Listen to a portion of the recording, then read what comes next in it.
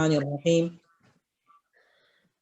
وقضى ربك ألا تعبدوا إلا إياه وبالوالدين إحسانا صدق الله العظيم وقال النبي صلى الله عليه وعلى آله وسلم رضا الرب في رضا الوالد وسخط الرب في سخط الوالد صدق الله العظيم قال الله تبارك وتعالى في شان حبيبه وحبيبنا مخبرا وآمرا إن الله وملائكته يصلون على النبي یا ایھا الذین آمنوا صلوا علیہ وسلموا تسلیما.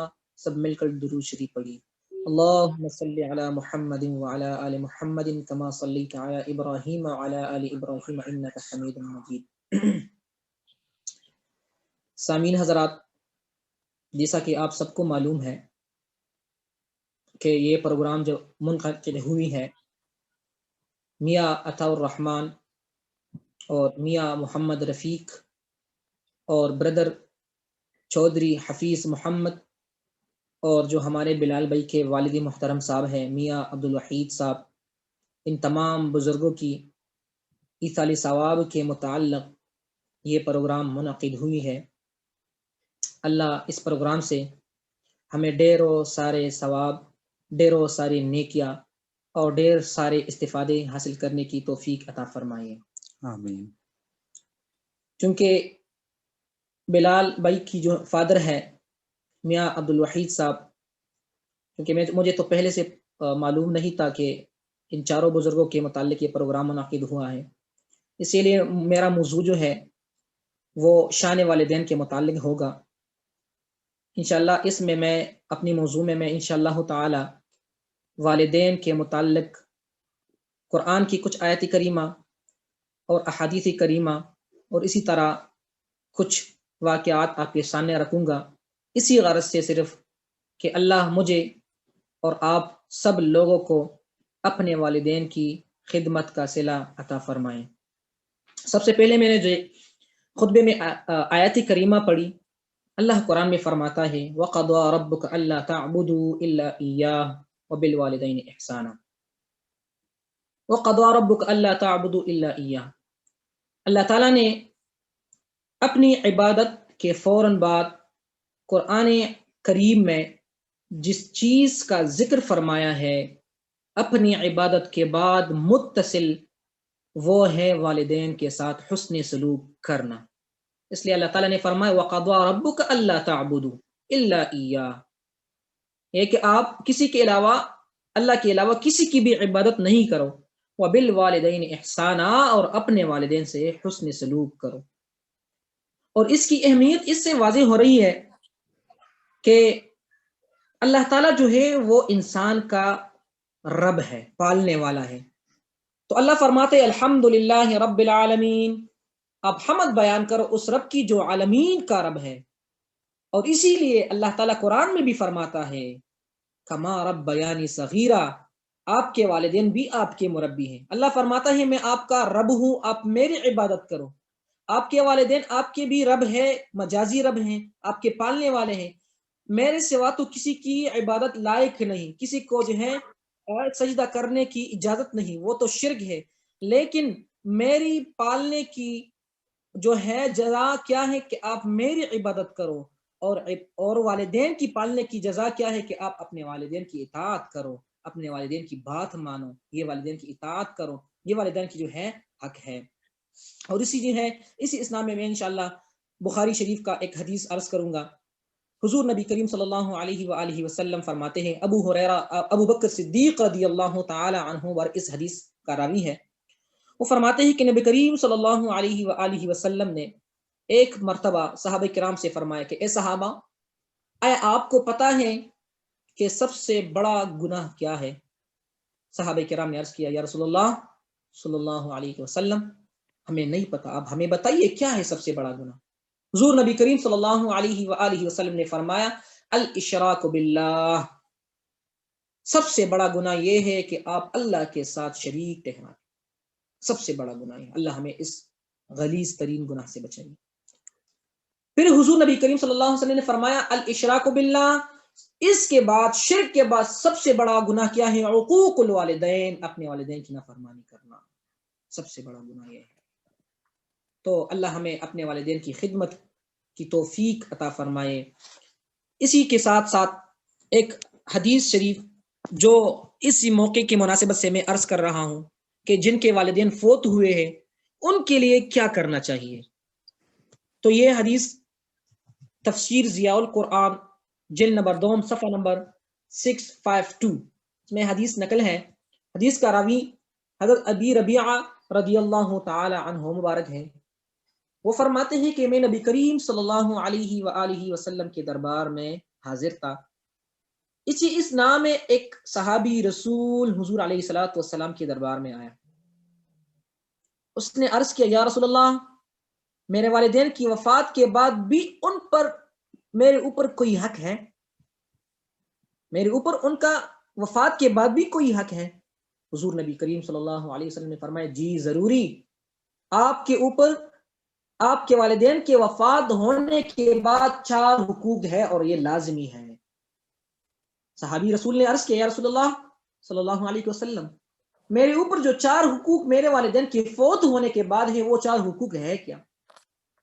حضور نبی کریم صلی اللہ علیہ وآلہ وسلم نے فرمایا، سب سے پہلا حق اپنے والدین کی جنازہ کرنا، یہ سب سے پہلا آپ پر حق ہے، یہ ضروری ہے، انشاءاللہ ہم کرتے ہیں، ہم مسلمان ہیں۔ دوسرا حق اپنے والدین کے لیے مغفرت کی دعا کرنا، یہ آپ کے والدین کی وفات کے بعد آپ کے اوپر دوسرا حق ہے کہ آپ ہر نماز کے بعد ہو سکے تو بہت جو ہے افضل ہے، اگر ہر نماز کے بعد نہیں ہو سکے تو کم از کم ایک وقت نکالے اور اپنے والدین کی مغفرت کے لیے دعا کرے، یہ آپ کے والدین کے وفات کے بعد بھی آپ کی حق ہے، حضور نبی کریم صلی اللہ علیہ وسلم نے فرمایا۔ اچھا، تیسرا حق کیا ہے؟ حضور نبی کریم صلی اللہ علیہ وسلم نے فرمایا، تیسرا حق آپ کے والدین کے ان کے وفات کے بعد آپ کے اوپر یہ ہے کہ والدین نے جو وعدہ لوگوں کے ساتھ کیا ہے آپ ان وعدوں کو پورا کریں، جو وعدے آپ کے والدین نے لوگوں سے کیے ہیں آپ ان وعدوں کو پورا کریں، یہ آپ کے والدین کے وفات کے بعد بھی آپ کے اوپر حق ہے۔ صحابی رسول نے عرض کیا، یا رسول اللہ، چوتھا حق کون سا ہے میرے والدین کا میرے اوپر؟ حضور نبی کریم صلی اللہ علیہ وآلہ وسلم نے فرمایا، آپ کے والدین کی وفات کے بعد آپ کے اوپر ایک چوتھا حق یہ ہے کہ آپ والدین کے دوستوں کا احترام کریں اور ان کے رشتہ داروں سے صلہ رحمی کریں، ان کے ساتھ رشتے جوڑے توڑے نہیں، یہ آپ کے والدین کا ان کے وفات کے بعد بھی آپ کے اوپر حق ہے۔ اللہ ہمیں ان 4 حقوقوں پر عمل کرنے کی توفیق عطا فرمائے۔ اللہ بلال جو بھائی ہیں ہمارے، ان کو بھی ان 4 حقوقوں پر بھرپور عمل کرنے کی توفیق عطا فرمائے۔ ایک اور جو میں روایت بیان کر رہا ہوں، 2 روایت انشاءاللہ میں بیان کروں گا اور وہ بہت ہی دلچسپ روایت ہے۔ ایک روایت تو میرے دل میں بہت جو ہے وہ ایک تجسس پیدا کرتی ہے، وہ انشاءاللہ میں اس کے بعد بیان کروں گا، لیکن یہ جو روایت ہے یہ بھی آپ سن لیں۔ فتاوی علمگیری کتاب النظر میں ایک روایت نقل کی ہے انہوں نے، فتاوی علمگیری جو فتاوی ہندیہ سے مشہور ہے، 400 علماء نے یہ فتاوی لکھا ہے، اس میں ایک حدیث مبارک نقل کی ہے کہ ایک صحابی رسول حضور نبی کریم صلی اللہ علیہ وآلہ وسلم کے دربار میں حاضر ہوا اور عرض کی، یا رسول اللہ صلی اللہ علیہ وسلم، میں نے نظر مانی تھی کہ اگر میرا فلاں کام ہو جائے تو میں جنت کی چوکٹ اور حور کی پیشانی چوموں گا۔ میں نے کیا نظر مانی تھی؟ میں نے یہ نظر مانی تھی کہ اگر میرا فلاں کام ہو جائے، جیسا کہ ہم عام روٹین میں نظر مانتے ہیں کہ میرا فلاں کام ہو جائے تو میں یہ کام کروں گا، میں روزے رکھوں گا، میں نماز پڑھوں گا وغیرہ وغیرہ، تو صحابی رسول نے کیا نظر مانی تھی؟ انہوں نے کہا کہ میں نے فلاں نظر مانی ہے اور وہ نظر میری پوری ہوئی ہے، لیکن میں نے نظر کیا مانی تھی؟ میں نے مانی تھی کہ اگر میرا فلاں کام ہو جائے تو میں جنت کی چوکٹ کو چوموں گا اور حور کی پیشانی کو چوموں گا۔ اچھا، جب حضور علیہ الصلوۃ والسلام نے یہ سنا تو جنت کی کس کے پاس گارنٹی ہے کہ میں جنت میں جاؤں گا، اور کس کے پاس گارنٹی ہے کہ میں حور کو جو ہے دیکھوں گا اور پھر حور کی جو ہے پیشانی چوموں گا؟ حضور نبی کریم صلی اللہ علیہ وآلہ وسلم نے فرمایا، ماں کے قدم چوم اور باپ کی پیشانی چوم، یہ اس طرح ہے جیسے آپ نے جنت کی چوکٹ چومی اور حور کی پیشانی چومی ہے۔ صحابی رسول نے جب سنا تو وہ پھر خفا ہوا۔ حضور نبی کریم صلی اللہ علیہ وسلم نے عرض کی، فرمایا کہ صحابی رسول پھر آپ کیوں خفا ہے؟ اس نے کہا، یا رسول اللہ، میرے والدین فوت ہوئے ہیں، اب میں کیا کروں؟ آپ نے تو بتایا کہ آپ جا کر ماں کی جو ہے قدم چوم اور اپنے والد صاحب کی پیشانی چوم تو آپ کا نظر پورا ہو جائے گا۔ یا رسول اللہ وہ تو میں تب کروں گا جب میرے والدین زندہ ہوتے، میرے والدین تو فوت ہوئے ہیں، اب میں کیا کروں، اب میرا نظر کیسا پورا ہوگا۔ اس کے بعد جو ہوں حضور علیہ السلام نے کیا بتایا، فرمایا کہ صحابی رسول آپ کے والدین کی قبریں ہیں؟ اس نے کہا ہاں جی قبریں ہیں، فلاں قبرستان میں ہے۔ حضور علیہ السلام نے فرمایا آپ اپنے والدین کے قبر پر تشریف لے جائیے اور وہاں پر جا کر آپ اپنی والدہ کی جو قدم کا سائڈ ہے وہ چوم اور اپنے والد کا جو سر کا سائڈ ہے وہ چوم، پھر بھی آپ کا نظر پورا ہو جائے گا۔ تو والدین اولاد کے لیے بعد الوفات بھی نفع ہے، نفع۔ اللہ ہمارے والدین کو ہمیشہ ہمیشہ کے لیے ہماری دعاؤں کے لیے زندہ رکھے، اور اگر وہ فوت بھی ہوئے ہیں تو اللہ ہمیں ان سے استفادہ حاصل کرنے کے لیے توفیق عطا فرمائے۔ اس کے بعد میں نے آپ کو پہلے ہی بتایا کہ اس کے بعد میں جو روایت بیان کر رہا ہوں وہ بہت ہی عجیب اور وہ بہت ہی دلچسپ ہے۔ اس سے جو ہے ماں کی اور والدین کی جو ہے قدر کا اندازہ لگایا جا سکتا ہے۔ یہ روایت جو میں بیان کر رہا ہوں الحاوی للفتاوی، اس میں یہ روایت مذکور ہے اور اس میں صفحہ نمبر 233 میں یہ روایت مذکور ہے۔ نبی کریم صلی اللہ علیہ وآلہ وسلم فرماتے ہیں لو ادرکت والدی او احدهما وانا في صلاة العشاء وقد قرأت فيها بفاتحة الكتاب تنادی یا محمد لأجبتها لبیک۔ بہت ہی دلچسپ، بہت ہی ایک دل میں تجسس پیدا کرنے والی ایک روایت ہے۔ حضور نبی کریم صلی اللہ علیہ وسلم فرماتے ہیں کہ اگر میرے والدین زندہ ہوتے دونوں یا ان میں سے ایک زندہ ہوتا اور میں عشاء کی نماز پڑھا رہا ہوتا اور میں اس نماز میں سورۃ الفاتحہ کی تلاوت فرما رہا ہوتا اور میری ماں مجھ کو آواز دیتی تو واللہ میں عشاء کی نماز اپنی ماں کے لیے قربان کرتا اور میں اس کے جواب میں لبیک کہتا۔ آپ اس روایت پر ذرا غور کریں۔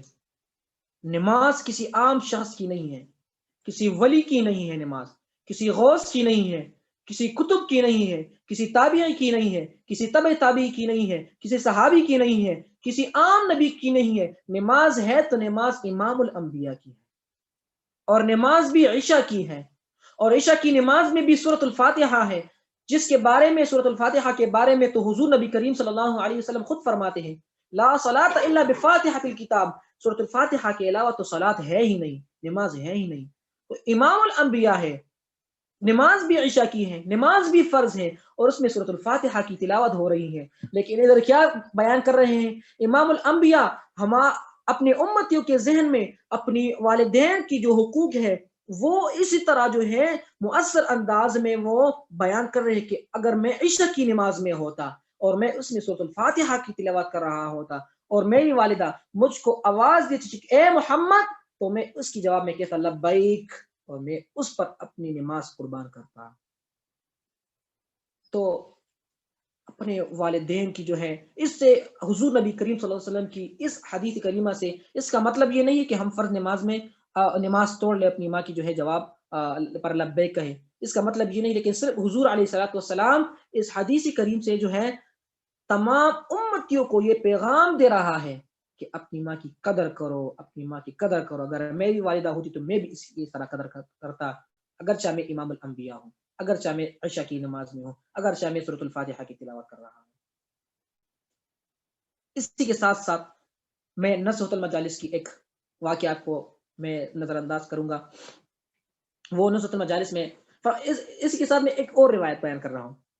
علامہ افتخار الحسن وہ اسی روایت کے نیچے لکھتے ہیں کہ اگر آدم علیہ السلام کی ماں ہوتی، وہ اسی روایت حضور علیہ الصلوۃ والسلام نے جو روایت بیان کی ہے اسی روایت کے نیچے علامہ افتخار الحسن رحمہ اللہ فرماتے ہیں کہ اگر آدم علیہ السلام کی والدہ ہوتی تو واللہ باللہ تاللہ آدم علیہ السلام جنت کو چھوڑ کر اپنی ماں کے قدم کو جو ہے وہ چوم لیتا، وہ جنت میں داخل نہ ہوتا۔ اسی اسنا میں وہ یہ روایت نقل کرتے ہیں۔ تو میں بیان کر رہا تھا کہ حضرت موسیٰ علیہ السلام نزہۃ المجالس میں یہ واقعہ صفحہ نمبر 400 میں موجود ہے۔ وہ موسیٰ علیہ السلام ایک بار کوہ طور پر جا رہا تھا، تو وہاں پر جا کر انہوں نے اللہ تعالیٰ سے عرض کی، یا اللہ جنت میں میرا پڑوسی کون ہے؟ یا اللہ جنت میں میرا پڑوسی کون ہے؟ اللہ نے فرمایا کہ اے موسیٰ آپ واپس جا کر فلاں گاؤں جاؤ، فلاں گاؤں میں ایک فلاں قصاب کی دکان ہے، وہ قصاب آپ کا جنت میں دوست ہے۔ موسیٰ علیہ السلام بہت حیران ہوا، ایک قصاب اور ایک نبی کا جو ہے دوست، تعجب کی بات ہے۔ موسیٰ علیہ السلام آیا قصاب کی دکان پر، صبح سے ٹھہرا رہا، شام ہو گئی، قصاب نے کوئی ایسا عمل نہیں کیا جو نبی کے دوست ہونے کی جو ہے ایک اعزاز ہو، ایسا کوئی عمل نہیں کیا، بس نماز جو عام بندگان پڑھتے ہو نماز پڑھی، اس نے اپنی دکانداری کر رہا تھا۔ جب شام ہوئی تو اس قصاب نے کہا کہ مجھے آپ مسافر لگتے ہو، موسیٰ علیہ السلام کو کہا کہ آپ مجھے مسافر لگتے ہو، کہ آپ میرا مہمان بننا پسند کریں؟ موسیٰ علیہ السلام واللہ میں کروں گا پسند۔ موسیٰ علیہ السلام ان کا مہمان بنا۔ موسیٰ علیہ السلام جب اس کے گھر گیا تو اس نے طعام حاضر کیا، وہ ایک نوالا خود کھاتا تھا وہ شخص، اور 2 نوالے اس کے ساتھ ایک ٹوکری تھی، اس ٹوکری میں وہ ڈالتا تھا۔ موسیٰ علیہ السلام بہت تجسس میں تھا، بہت حیران تھا کہ یہ کیا ماجرا ہے، ایک نوالا خود کھاتا، 2 نوالے ٹوکری میں ڈالتا ہے، یہ کیا ماجرا ہے؟ اتنے میں جو ہے اس قصاب کی دروازہ جو ہے اس پر دستک بجی، تو وہ قصاب جو ہے وہ ادھر گیا۔ جب وہ دروازے پر گیا تو موسیٰ علیہ السلام نے وہ کوٹلی جو ہے وہ کھول لی۔ جب اس میں دیکھا تو اس قصاب کی ایک بوڑھی والدہ اور ایک بوڑھا والد تھا۔ جب انہوں نے موسیٰ علیہ السلام کو دیکھا تو موسیٰ علیہ السلام کا کلمہ پڑھ کر وہ اس دنیا سے قفس عنصری سے جو ہے اس کا روح پرواز کر گیا۔ جب وہ شخص واپس آ گیا، وہ قصاب، تو اس نے جب اپنے والد اور والدہ کو دیکھا، اپنے والدین کو دیکھا کہ وہ فوت ہو گئے ہیں، تو اس نے فوراً موسیٰ علیہ السلام کا ہاتھ پکڑا، موسیٰ علیہ السلام کا ہاتھ چوما کہ آپ ہی موسیٰ علیہ السلام ہیں، آپ موسیٰ علیہ السلام ہیں۔ موسیٰ علیہ السلام نے فرمایا میں ہوں، لیکن آپ کو پتہ کیسے کہ میں موسیٰ علیہ السلام ہوں؟ اس نے بتایا کہ میں اپنے والدین کی بہت خدمت کر رہا تھا، بہت سارے سے میں خدمت کر رہا تھا۔ میرے والد اور میرے والدہ جو ہیں وہ 2 دعائیں کرتے تھے۔ ایک دعا ہے کہ یا اللہ جب ہمارا روح تو جو ہے قبض کرے تو اس سے پہلے موسیٰ علیہ السلام کی دیدار ہمیں نصیب فرما، اور جب میں ان کی خوب محنت کرتا اور ان کی جو ہے پیٹ سیر کرتا تو وہ یہ دعا کرتے کہ یا اللہ ہمارے بیٹے کو موسیٰ علیہ السلام کے ساتھ جنت میں دوست بنا۔ تو موسیٰ علیہ السلام کو جب اس نے یہ بات کہی تو موسیٰ علیہ السلام نے کیا فرمایا؟ فرمایا آپ کی ماں اور آپ کے والد کی جو ہے دونوں دعائیں اللہ نے قبول فرمائی ہیں۔ اس نے کہا کیسے؟ اس نے کہا کہ آپ ہی میرے جنت میں دوست ہوں۔ تو موسیٰ علیہ السلام کی صحبت ایک بندے کو ملی، کس وجہ سے؟ صرف اس وجہ سے کہ اس نے اپنے والدین کی خدمت کی، اپنے والدین کے صلہ دیے ہیں۔ اور اسی کے ساتھ میں ایک روایت نقل کروں گا ابن عباس رضی اللہ تعالی عنہما کی۔ وہ فرماتے ہیں کہ نبی کریم صلی اللہ علیہ وآلہ وسلم نے فرمایا 2 چیزیں ایسے ہیں، 2 چیزیں جن کو دیکھنا بھی عبادت ہے، 2 چیزیں ایسی ہیں جن کو دیکھنا بھی عبادت ہے۔ صرف آپ دیکھ لو، آپ جو ہے صرف دیکھ لو، وہ دیکھنا بھی عبادت ہے۔ ایک یہ کہ آپ مکہ مکرمہ میں بیٹھے ہیں، کوئی تلاوت نہیں کرے، کوئی تسبیح جو ہے وہ نہیں پڑھ رہے ہیں، کچھ کام نہیں آپ کا، صرف بیت اللہ شریف کی طرف دیکھ رہے ہیں۔ یہ بیت اللہ شریف کی طرف دیکھنا یہ بھی عبادت ہے۔ اور دوسری یہ کہ آپ اپنے والدین کی طرف محبت کی نگاہ سے دیکھ لیں، یہ دیکھنا بھی عبادت ہے۔ اور مزید کیا فرماتے ہیں؟ فرماتے ہیں جو شخص رحمت کی نظر سے، محبت کی نظر سے اپنے والدین کی طرف دیکھے، حضور نبی کریم صلی اللہ علیہ وسلم فرماتے ہیں اللہ اس شخص کے نام اعمال میں ایک قبول حج اور ایک قبول عمرے کا ثواب لکھتا ہے۔ ہم وہاں پر جاتے ہیں، حج کرتے ہیں یا عمرہ کرتے ہیں، لیکن ہمیں یہ گارنٹی سے نہیں کہہ سکتے کہ ہمارا جو ہے حج مقبول ہے یا نہیں مقبول۔ لیکن ایک شخص آتا ہے اپنے والدین کی طرف محبت کی اور رحمت کی نگاہ سے دیکھتا ہے تو اس کے نام عمل میں یقینی طور پر ایک مقبول حج اور ایک مقبول عمرے کا ثواب لکھا جاتا ہے۔ تو اللہ ہمیں اپنے والدین کی خدمت کی توفیق عطا فرمائے۔